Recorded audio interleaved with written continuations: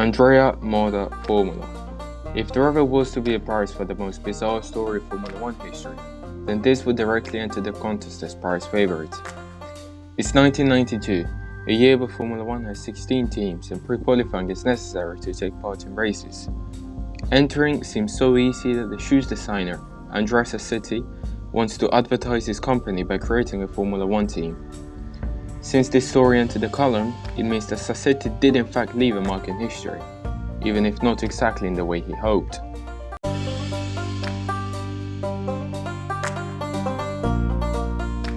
The Andrea Moda is born from the old colony, finding an agreement for Jude engines and getting Alex Caffey and Enrico Battaglia as drivers. Their score until then is of 3 points finishes in 2, or rather 1, because Battaglia in fact has never been past pre-qualifying. In January of 1992, Stella knows that there aren't enough workers to complete the team. No problem, why not recruiting some truck drivers and mechanics from a shoe factory? And then, to promote his team, Stella uses the only method he knows. He makes a brochure with a nude woman playing the sax. It's the prelude to a memorable season.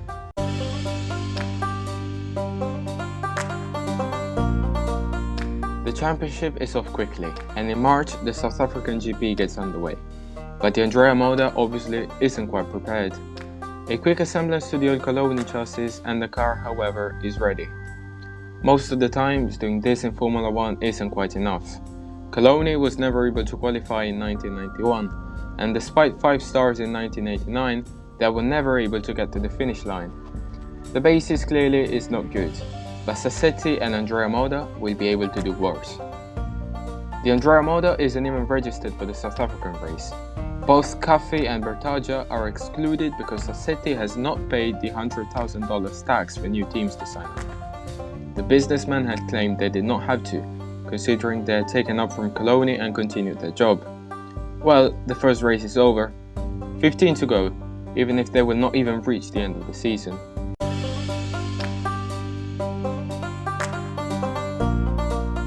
Stella isn't quite doing publicity for himself in the right way, and the FIA keeps hampering him. They're not Coloni, so they cannot use the old chassis they've assembled. There are 3 weeks to draw from scratch a car for the Mexican Grand Prix. They put all the effort they have, and aided by some SimTech mechanics, they could even do it. The problem is all their efforts are in vain, because delays in travel means that the car does not get to the track on time by plane. Rightly so, Caffey and Battaglia start complaining. They lament a few laps and the lack of preparation. The normal thing to do in this case would be to have sympathy and up the difficulty. However, Stella doesn't have to think about it. He chooses to fight them both. In their place, Andrea Moda gets 2 decent drivers, Roberto Moreno and the rising star Perry McCarthy.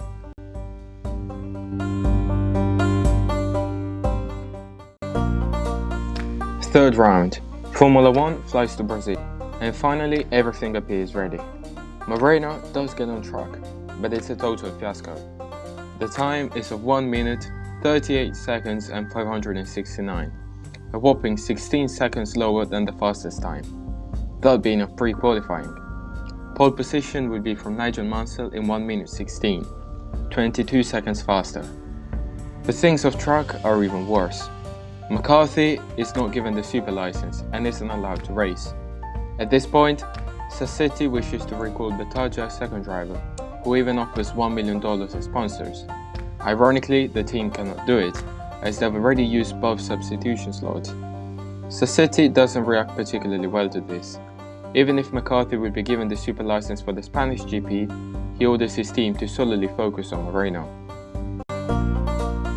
Things become even crazier, because in Barcelona the team abandons McCarthy.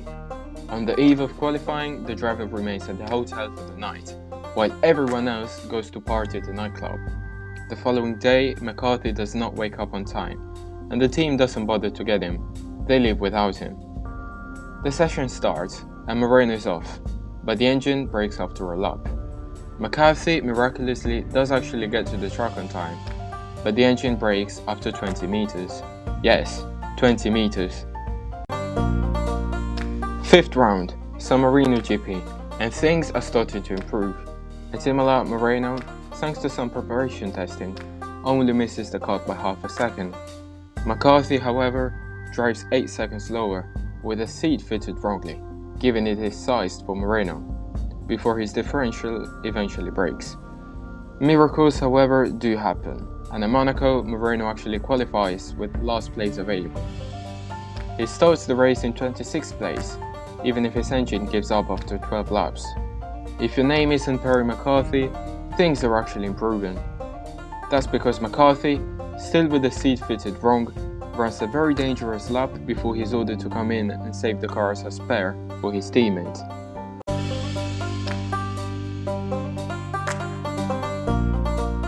In transition to the Canadian Grand Prix, Sassetti is also victim to an attack. He was known to have links with the Mafia and his nightclub is burned down, but the bandit who tried to kill him just missed him. The season goes on, but only relatively. The team shows up in Canada, but the engine does not. The Jude engines aren't there because of debts, which are actually sold. However, the flight that was meant to transport them is delayed, and the team is forced to loan them from Brabham. Obviously, they only bothered to get them from Moreno, who drives 24 seconds off the pole position pace. But things keep getting bizarre and bizarre. The Andrea Moda cars cannot make the French Grand Prix because there's a blockade of all truck drivers. The trucks transporting Sassetti's cars are blocked somewhere in the middle of some French motorway. However, does it not happen that every single other team had taken precautions and their cars actually made it? Andrea Moda is the only one unable to race.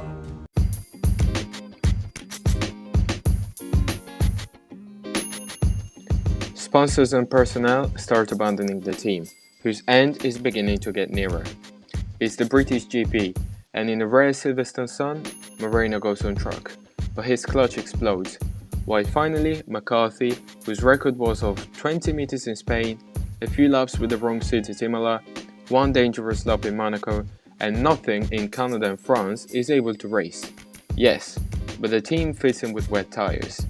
You heard it right, sunny weather. The time is 28 seconds lower than pole position. Before the 10th round in Germany, there are other bizarre events, like McCarthy selling shirts outside of Silverstone to make publicity for himself and his cause. There is also another attack, this time on a minivan driver, again narrowly missed. Still with mechanical issues, there is no more qualification, with McCarthy even excluded because he failed to weigh his car. In Hungary, Paul McCarthy is sent on track with less than a minute available to preserve Moreno's access to qualifying. By the time he goes around, the checkered flag has already been displayed. At this point, the FIA threatens the team. They must make a fair attempt to run both cars equally. It will not be needed, because this story is ending. It's time for the Belgian Grand Prix, where Moreno's engine again breaks down. McCarthy instead escapes a major incident at Eau Rouge due to broken steering, of which the team was aware about. Some people even suspect it was an idea from Andrea Sassetti to finally clear him.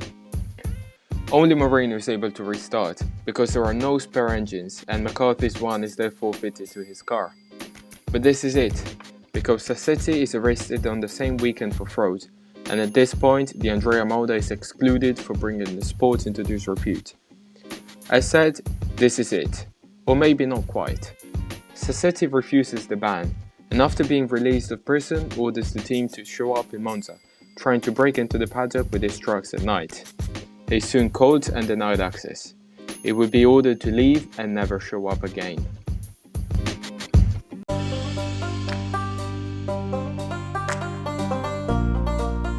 After vain attempts to qualify, attacks on the life of Sassetti and his crew, technical issues of all kinds, and bizarre disagreements with the drivers, this is actually it.